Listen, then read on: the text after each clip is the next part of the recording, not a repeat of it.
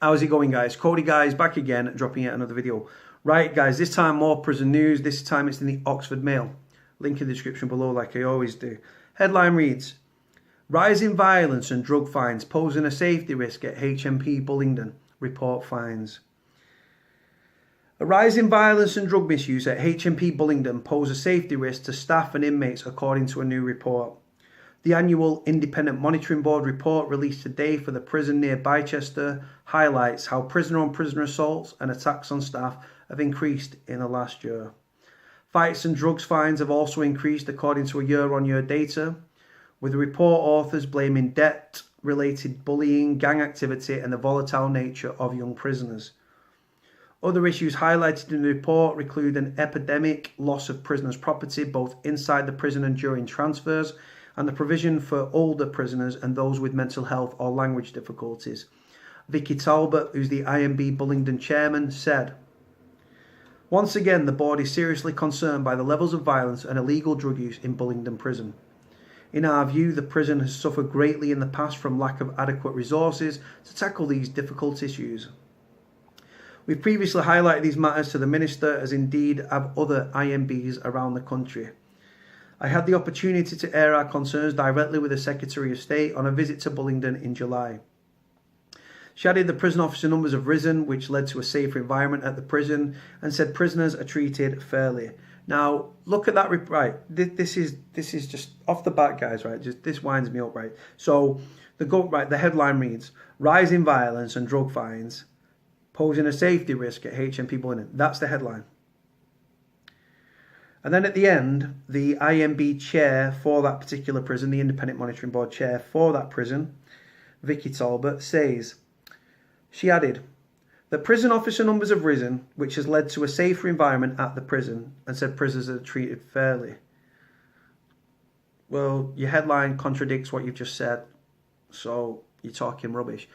And then it goes on about the violence, attacks from prisoner to prisoner and assaults on prison staff have increased. Well, they've increased in every prison across the country, guys, right? Now, the safer in custody figures that were released a few months ago, they show that prison violence has increased across the board. And like I say, you've got to look at the reasons why prison violence across the board, not just Bullingdon. Bullingdon comes under the umbrella, so they put it in the story. But like I say, you've got to look at the reasons why. People see the violence and stuff, but they don't look at the reasons why. Frustration, anger, mental health. Mental health is massive in prison.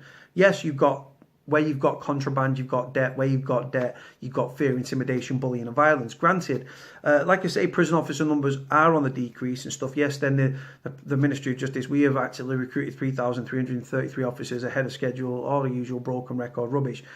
But that doesn't, conditions as well, treatment conditions, mental health, drugs, contraband, debt, fear, intimidation, bullying and violence, volatile prisoners. The dynamic can change on a daily basis. People getting shipped out, moved out, released, new prisoners being sent down, rivalries, debt. It's a swirling vortex of violence and volatile paranoia.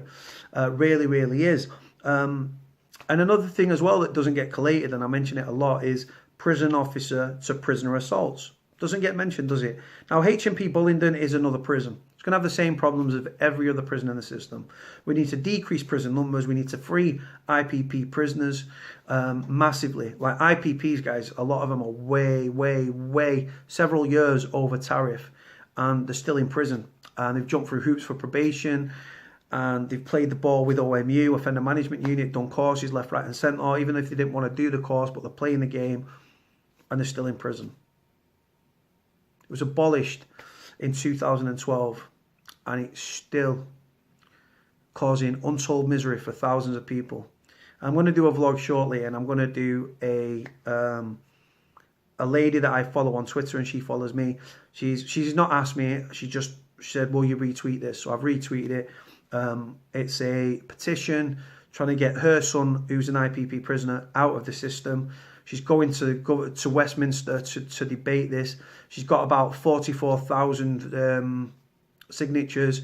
I've got 9,750 odd subscribers. I'm hoping at least half of you a couple of hundred of you, thousands of you decide to sign this petition, because when she goes to Westminster, she's trying to get 50,000 by 50,000. So she's about 6,000 short, give or take.